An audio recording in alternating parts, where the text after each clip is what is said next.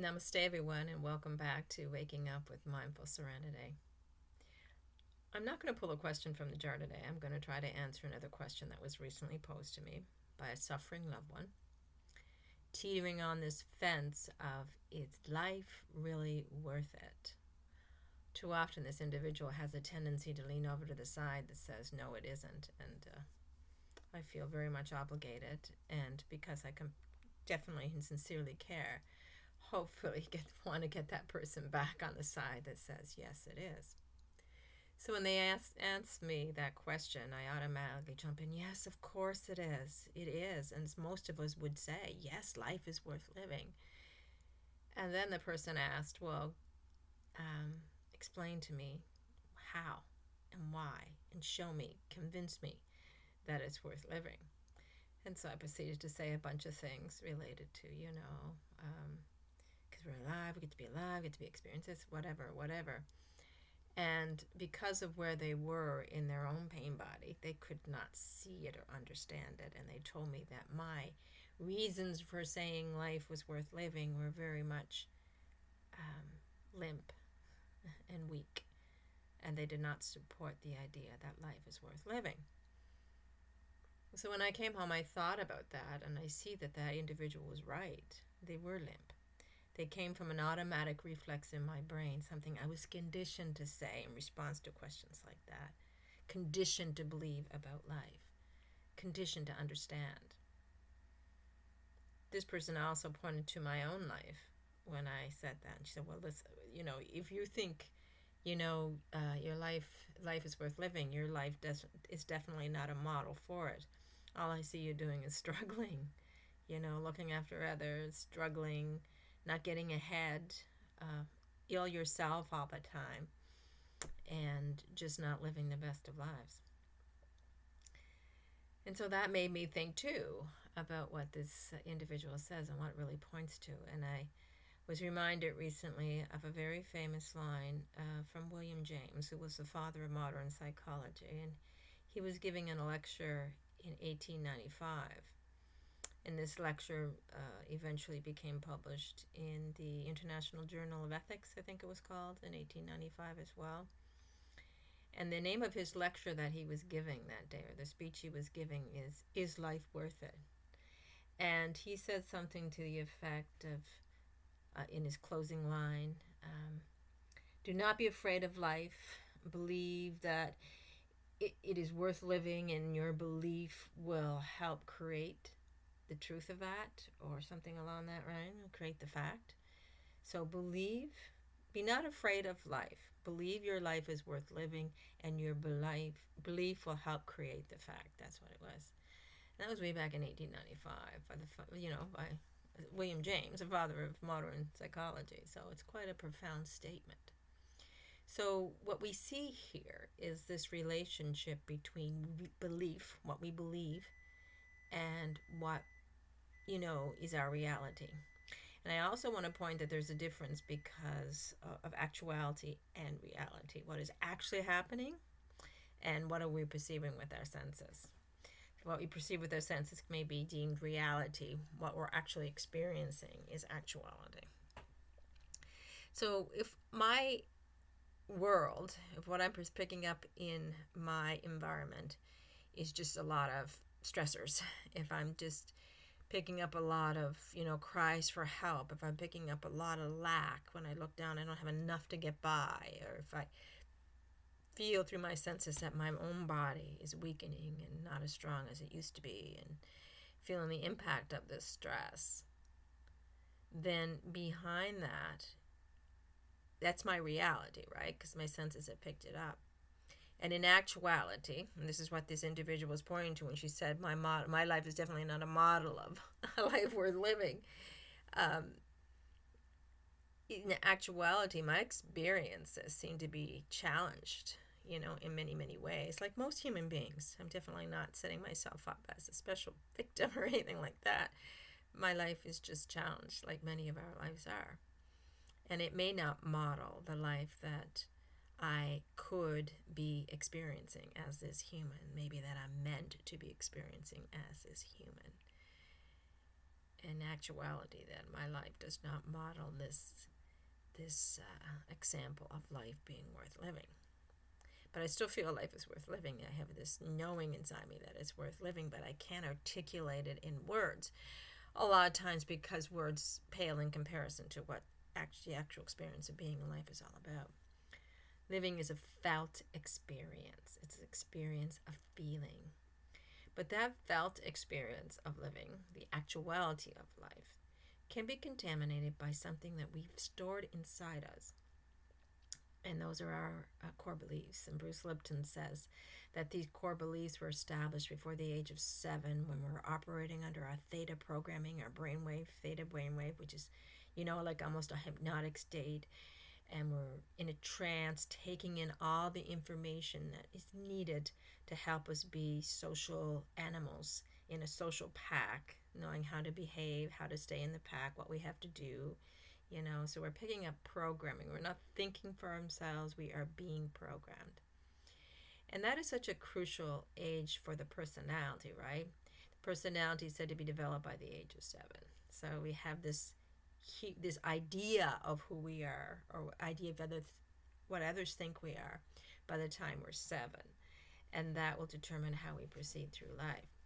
So that personality will be established by then, and we will have all the messaging that we picked up stored in our brain.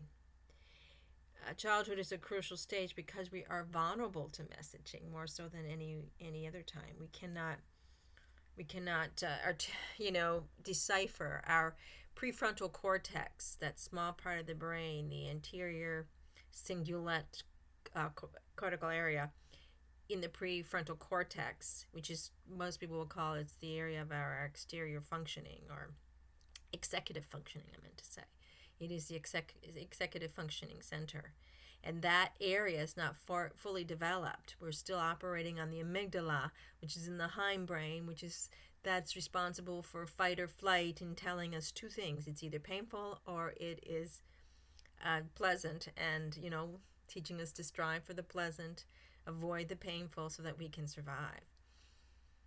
So at 7, we don't have that prefrontal cortex operating at its full capacity. So we cannot think for ourselves. We cannot decipher if the message that we're receiving is true or untrue. And we internalize it as true. It becomes our reality. Because it's something we picked up through our senses. It's been ingrained in our subconscious, stored there. And it is the programming by which we operate. So as we grow older, we know these things, because of the executive functioning of that part of the brain. We know, that's not true or that is true. But back prior to the age of 7, it's all going to be true. It's all going to be our reality. And because of that fantastical thinking that we do, we can even add to that with imagery and visualization and whatnot. So it becomes pretty established and ingrained in our brains, in our minds, in our experiences as human beings. And that programming is meant to last a lifetime, and it does last a lifetime. So we operate from those core beliefs. So if we received a message as a child that we were not good enough, whether it came as a traumatic experience, or if it just came as parents doing the best they can and somehow messaging to their children that if they don't do better, they're going to end up on the streets or whatever that. But the child gets the message that they are not good enough to fit into the pack, or they're not worthy of what life has to offer, that life is going to be hard for them because not just something they do, but because of something they are, the shame and fear based tendencies that can be established before the age of 7. So if those core beliefs are within us, especially the belief of unworthiness, I'm not worthy of the good things in life. And if it came through a lot of, say, abuse or whatever, that message might even be further ingrained into, I am deserving of the punishment life has to offer. So we have this idea of life, we have idea of our place in it, and it's established before the age of 7. So we tend to believe life is going to suck, and we're going to suck in it. We're not going to succeed. We're going to suffer. And no matter what other things may happen that are positive, that take us away from believing that, or that are not evidence towards that, we will deny, because our program is intent on proving itself right to keep us alive and surviving in the social pack. So we will negate all the positive or all the contrary information we're receiving that's telling us that belief isn't true, and we'll focus on that belief, and that belief will carry us through life. And what we will see in our worlds is the manifestation of that belief, in a sense. And it's not woo-woo. It's not unscientific. It's not unpsychological. It is all of those things. It is simply the life we're living is a result of the beliefs we have inside. And if you are taught at an early age that life is a struggle and it may not be worth living, well, it's going to be even harder to get by as an adult, is it not? Now, we receive a lot of evidence both ways as we proceed through life after that core belief is established, to either support the core belief or to counter it. But like I said, our mind, our programming is going to get us to ignore the counter information we're receiving that's telling us that our core belief isn't true. And we're going to focus on evidence that proves that it is true. So if I have this belief that I'm unworthy of money because it's one of the blessings of life, other people more deserving can have, I'm not deserving, I am not going to have a lot of money in my life. I'm going to self-sabotage, I'm going to get money, I'm going to think, I'm going to spend it recklessly, or I'm going to make bad decisions, or I'm going to give it all away because I don't think I deserve it and there's other people that deserve it more than me, or I'm just going to have a mindset that I don't deserve money. So my relationship with money throughout my entire life will be based on this subconscious belief, even though I don't understand it. But there will be a reason. That is the reason why I seem to be failing in business, or not able to hold on to money, or always in the red, or suffering financially, because of that core belief that I do not deserve money, or I do not deserve the blessings of life, in which a financial freedom is one of those things, one of those blessings that I'm entitled to. But if my core belief is saying, no, you don't have it. And so it doesn't matter how much money you get. It doesn't matter how hard you work to get money. If that is your core belief, you're going to find the circumstances of your life representing that you will not get the money that you deserve, that you feel like you worked so hard to get, or it won't stay with you. And money doesn't stay anyway, right? Money comes in and money goes. It's just a currency. It's just one of the many phenomena we play with while we're here. But we'll notice in this case, to support this core belief, that we're always losing money, we're never able to get enough money, or we're always struggling to stay ahead financially, or just to get by financially. And that is a sign, or just an example of how our core belief gets manifested in the exterior world. So therefore, many of us are afraid of life. We're afraid of losing. We're afraid of what life will give us. We're afraid of, going out on a limb, and fear of failure, because again, we're not worthy of succeeding. So we're bound to fail, especially if we have that traumatic counterpart to that unworthiness core belief that says not only are we not worthy, we're deserving of punishment and pain and suffering. And so we will, see those things occurring in our life. It's a self-fulfilling prophecy, many psychologists would call it, but it is a very real phenomenon. So if in your life you are struggling financially, you can't just seem to get by, and it is a repetitive pattern that keeps coming into play, and you keep focusing, and this is the big thing. It's not just that money's coming and going, it's that you're focusing on those times in your life where you have no money, where you are struggling, then that is a sign of a core belief you have within you. Your mind is now looking for evidence to support that core belief in your programming, right? So if you have, it could be with relationships. If you're failing to maintain your relationships, you're always in conflict with your relationships, and you're focusing on that. You're just constantly focusing your attention on how much trouble you're having in your relationship, whether it's reality or an actuality, the idea is that that's where you're putting your attention. That is a sign that you have a core belief within you that needs to be changed, and that is dominating your life. If you have, you can't, you have a certain talent and you can't just get ahead with that talent. No one notices your talent, no matter what you do, or you're not selling your work, you're not getting signed up at Carnegie Hall, you can't get a record deal or whatever it is you're doing, or you can't get a spot in an art gallery, and you've been working, and this is what you love to do, and you just can't get ahead. That is a sign that you have a core belief that you're unworthy of success, which is one of those things that life is here to give us. Whether or not we get the art deal, whether or not we get in Carnegie Hall or the book deal or whatever it is we're looking for, whether or not we get that $100,000 in our account every 6 months, whether or not we have the healthiest relationship or not, is not the issue. The issue is that we're focusing on not having these things, on the lack of these things, because we're looking for evidence to support our core belief. It is not the things. It's not that. It's our focus of attention, and it's related to the core belief that we have inside. So the good news is we can change those core beliefs. We can reprogram what we have inside us. We can replace them, the core beliefs, with more life-affirming beliefs. We can delete the ones that are not serving our lives and causing all this chaos on the outside, and we can replace them with more positive beliefs. And we can begin by changing our focus, right? So just change our focus now before we get into the core and have to do the excavating to get down to those core beliefs and change them, pull them out and change them.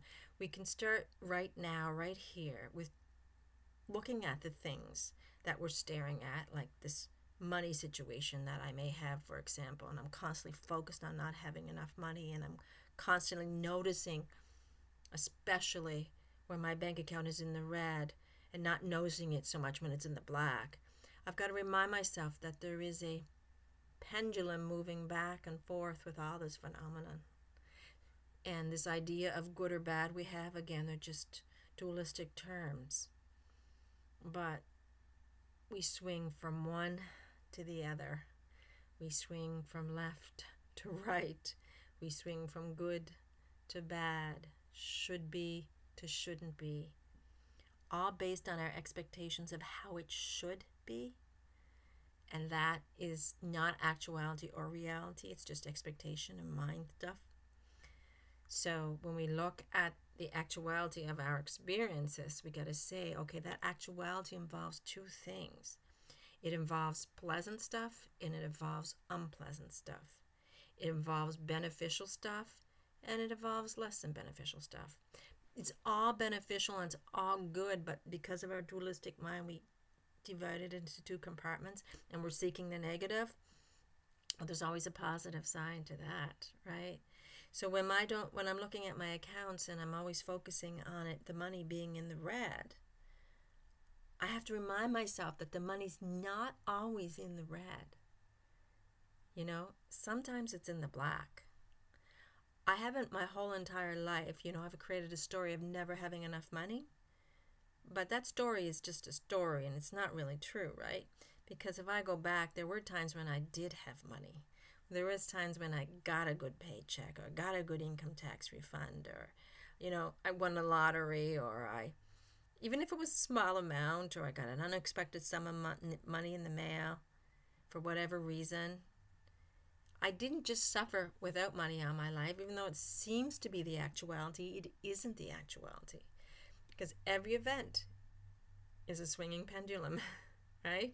Back and forth, back. Sometimes we have lots, sometimes we have little. Sometimes it's to our liking and sometimes it's not. But the problem isn't this moving pendulum. It's our expectation that it should always be on this side. And it should never swing this side. And what we do is when we look at both sides, we bring it into the center and we balance it and we neutralize it. And Thich Nhat Hanh always used to teach, and I'm not going to get these words correct, I'm sure, that it's both and it's neither. Okay? So when it's both bad and good, it's you say, well, is this good or is this bad? It's both. But at the same time, it's neither. Right? Because it's balanced in the middle. The actuality of our life experience is here. Our mind's just taking us from one to the other. And so we see that swinging and that rocking. And we may see that it's stuck over here when really it's still swinging and rocking.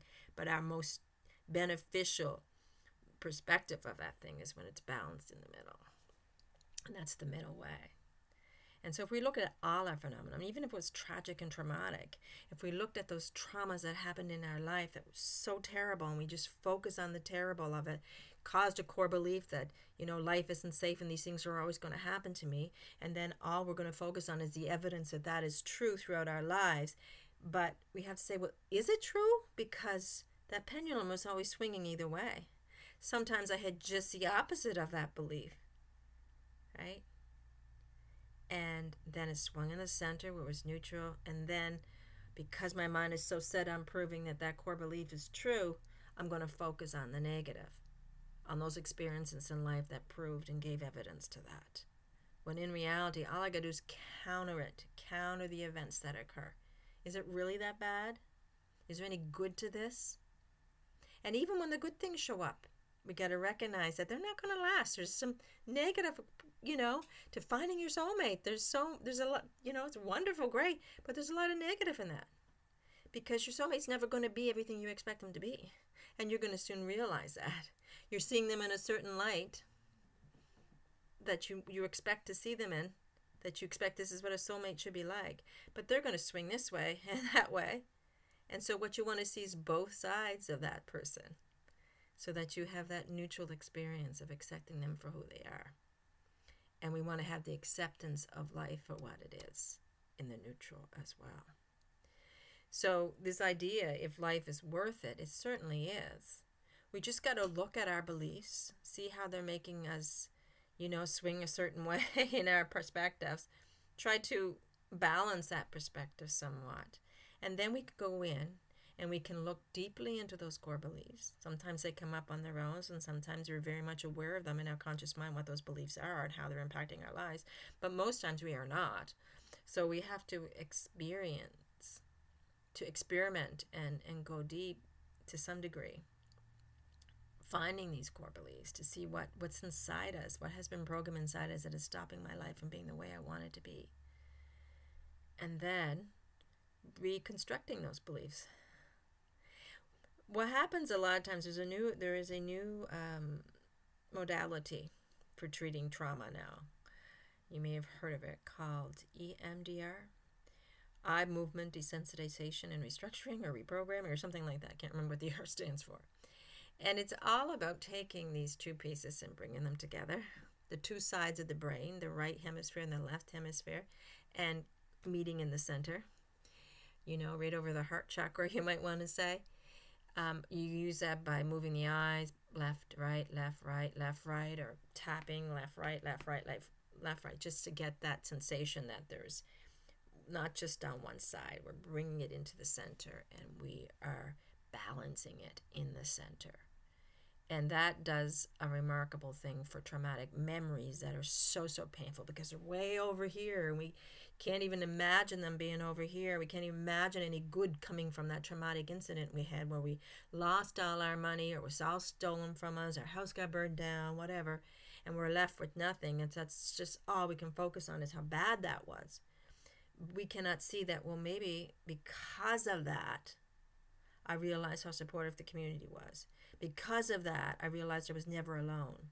Because of that, I was able to focus more on my spiritual development and I began to awaken or whatever, We cannot see that until we bring that pendulum to the center and we start seeing even the worst trauma in our lives, as hard it is to even imagine it because it creates so much fear and so much pain in us to even think about it. that we don't. We just suppress it and repress it, right? But if we could, and that's a lot of our core beliefs are around that type of trauma, but if that trauma could come up with the core beliefs and we could evaluate the trauma and their experience, physical and emotional experience of the trauma, and see that I can think about this without wanting to run away. I can think about this without flooding with emotion and becoming overwhelmed. I can bring it here because I'm imagining this stuff coming in too. And I'm seeing that swinging back and forth of the pendulum. That all phenomenon goes left, right, one side, the other side, and bring it back to the center so that we can see a balanced perspective of what has happened in our lives.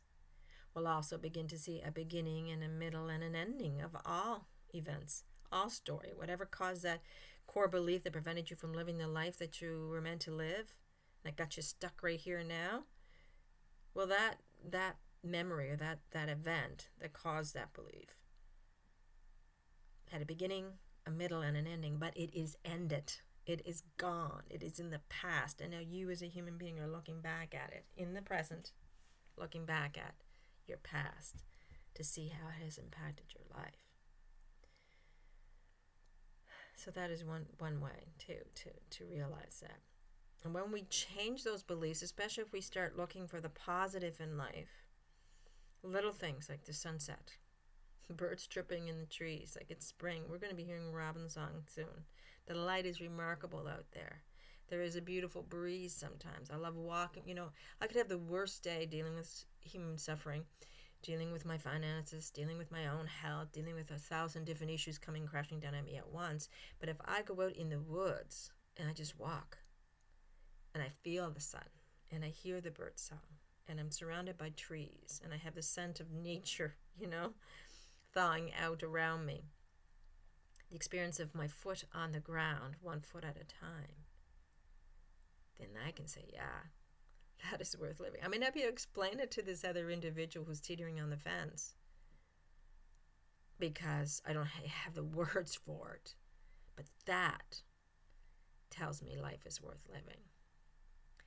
So in order for me to help this person with this question, to answer it in a way that satisfies this person, I have to heal myself. I have to reprogram my subconscious mind so that there's more positive thoughts in there, so that my life experience is manifesting what I'm experiencing inside.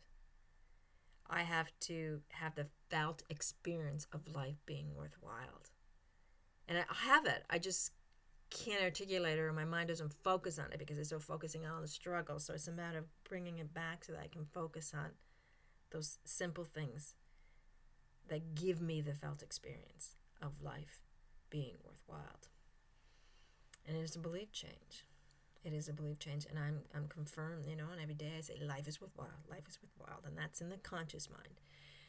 But I can do this self-hypnosis and go down into a deeper theta state and say there, life is worthwhile, life is worthwhile. So life is worthwhile. And even William James, a few years later, said something that was later, I forget what, the Cincinnati Review or something. It was quoted in that. Anyone who desires to change his environment and outer conditions may do so by changing his inner attitude. So we just got to know how to balance that attitude so it's not swinging all the time between the pleasure and the pleasurable, or the pleasurable and the unpleasurable, or the pain and the sorrow. That 10,000 joys, 10,000 sorrows. And it's kind of sitting right in the middle. And experience life like that. And have the actuality of life being worthwhile. Wow, I think I just tucked myself in a full circle. Anyway, thank you so much for joining me. And I hope you have an amazing, amazing day. Namaste.